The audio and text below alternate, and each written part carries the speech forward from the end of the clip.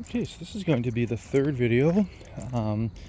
This is the series where I'm just sharing memories, memories that had like a major impact in my life, especially that caused like a deviation from, my desire as a young kid just to seek purity. I want to live a pure life, no drugs, no alcohol. No sex before marriage. I want to only know my wife and to only love my wife and just to be a blessing to everybody around me, to like the people I work with, to my friends, to everyone, to my parents, to my family, and just to just bring out the potential deep inside of me. And there's some circumstances that occurred. And there was a point in my life where I was very, very far away from where I set out to be and doing things that I never thought I would ever do. And praise God, he's straightened me out. He's provided me with a wonderful second chance, and he's been wonderful, and my life has changed substantially. But there's certain situations that have occurred in my past that are now memories, and they had like potent, they had a great impact way back when. So I'm really pleased to be able to share some of these with you. And the first two were about the first couple times I experienced racism in my youth, and this is another time when I experienced racism, and this one's much more. This one happened when I was around the age of 16, and it was considerably more aggressive than the other ones.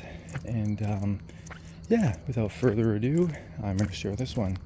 So again, if you haven't heard or watched my prior videos, I grew up as a minority in a small town, and in this town, it's primarily Dutch, Belgium, and some English folks, so immigrants, and I am of Afro and Asian descent, but my skin complexion is dark or darker, and so I'm a noticeable minority.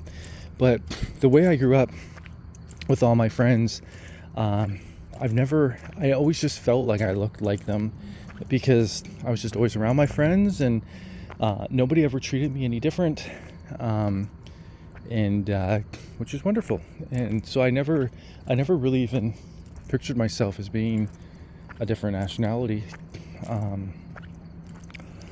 And so with this story, I can set the stage for this one. So this is around the time when there's some of my peers, they started drinking, beer in grade 9. They started smoking cigarettes in grade 9 and getting into the party atmosphere in grade 9. And my desire was to stay far away from drugs, alcohol, cigarettes, all those things. I was going to remain pure. And so I think I was 16 at this time, or at this age, and I'd never been to a party. I'd never drank alcohol. I had friends that had been, as I mentioned, some of them started drinking at the age of, I think, grade 9 or 13 or 14.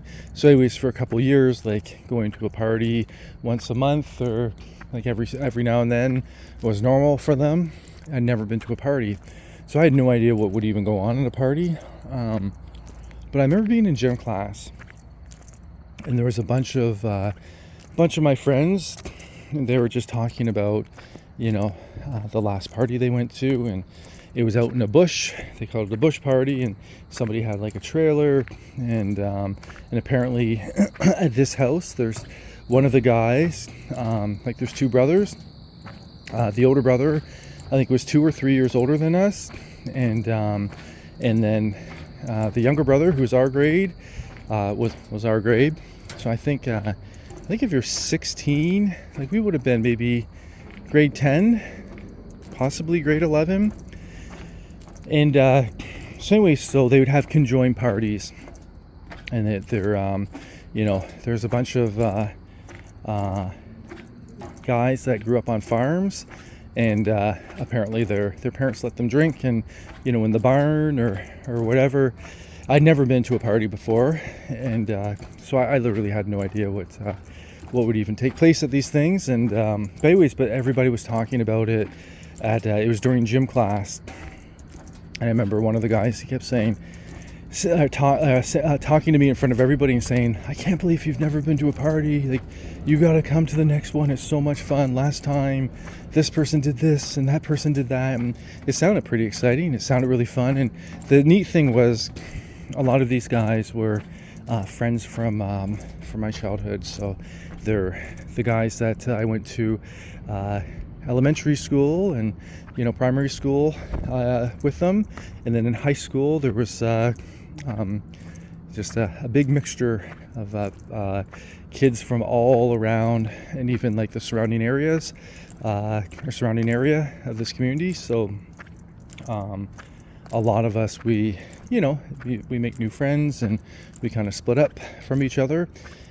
And I remember thinking, this would be like, I don't want to miss out. I want to be around like the excitement, and I want to I want to be a part of this. And so anyway, so I made up my mind, and I said, I'm going to go to the next one.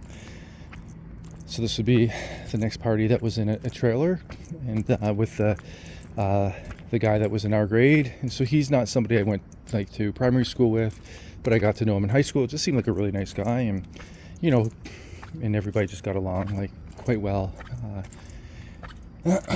So there was an older kid, and his father owned a truck, and that was a big deal because his father would let him drive his truck to school from time to time. Or it was a brown truck, and so anyways, if you could drive to school, that was pretty big business back then. And so this older kid, I grew up with him. He'd be kind of like a neighborhood kid, and I think we both had to work the night. It was like, I think it was a Friday night, but anyways, whatever night it was, the night of the party, we both had to work. And I asked him if I could get a ride with him, and when he was done work, he said, yeah, of course. So that night, that whole day, I remember, it must have been a Friday. I remember, or maybe it was a Saturday, the day before, whenever. So preceding that party, I was super excited. Like, oh goodness, I kept talking with my friends in gym class, and I was like, I can't wait to see this. I can't wait to experience that, and all these different things. And so I was just really nervous, really excited. And I remember that night, my friend picking me up, and I felt like an adult because I was going, like, I didn't have my mom driving me. A friend was driving me. He was old enough to drive his own vehicle, and or drive his father's vehicle. And I remember drove out in the country. It wasn't that far out of town, and we pulled up, and yeah, it was this. When they said a trailer, it actually was. It would be like not a mobile trailer, but like a stationary trailer. It was rather big, and it kind of like doubled as like a guest house, would be my guess.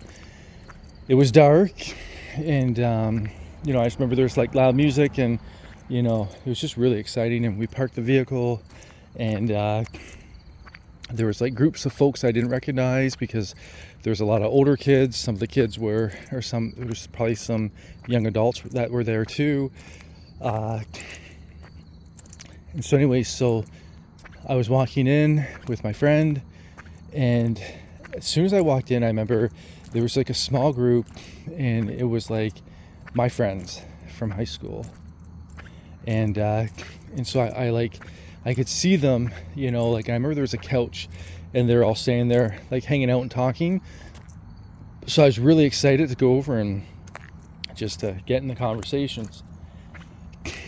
And there's an older kid. He's 2 years older than me, and he had a really bad reputation of being extremely violent. And his father was a police officer as well, so everybody was very afraid of him because it seemed like he could do things that other people couldn't because his father was a police officer. So anyhow, I didn't really know him, I just knew of him. And I remember he was staring at me, and he charged at me right away, and I was kind of caught off guard because I didn't even know what was happening. And he grabbed me by my throat, and I remember the people that were directly around us, all of a sudden everybody was gasping. And I remember looking over, and there was a young girl. She's a grade younger than me, and so she's probably like 15, and I went to primary school with her, or elementary school with her. And I remember like the look of like sheer dread on her face, and like she was almost in tears. And I remember he said, "No effing N-words allowed in this effing party." And then he cocked his right fist back, and I began crying. And then one of the other guys came, and he kind of got in between us, and he pulled him back a little bit. And then the guy was staring at me like with just so much hate and rage behind his eyes. And then my friend, who's a year older than me, was basically standing there with his hands up, because these are kids that are older than him and bigger than, these are the tough kids in school. And I remember he was like looking at me, and he's trying to process the situation, like, I don't know what to do. And so anyways, we just left. And I remember, oh, hello. I remember the drive home was very, very quiet. I felt extremely embarrassed. The image of this young woman looking at me with eyes of like just shock was so, it was like it was burned into my memory.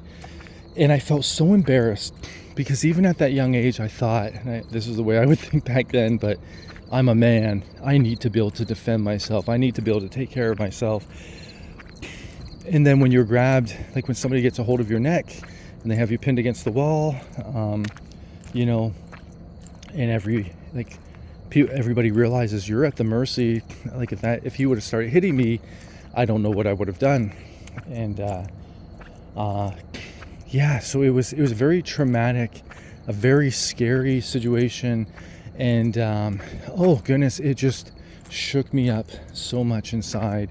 And the fact that he called me the N-word, goodness, I can honestly say the N-word hurts. And it really, like back then it hurt like deeply, and it really had like a pronounced impact or effect. But it was the fact that there was a young girl that I, like we'd always flirted back and forth with each other, and I had a really good relationship with her. I felt emasculated before her. I felt humiliated before her.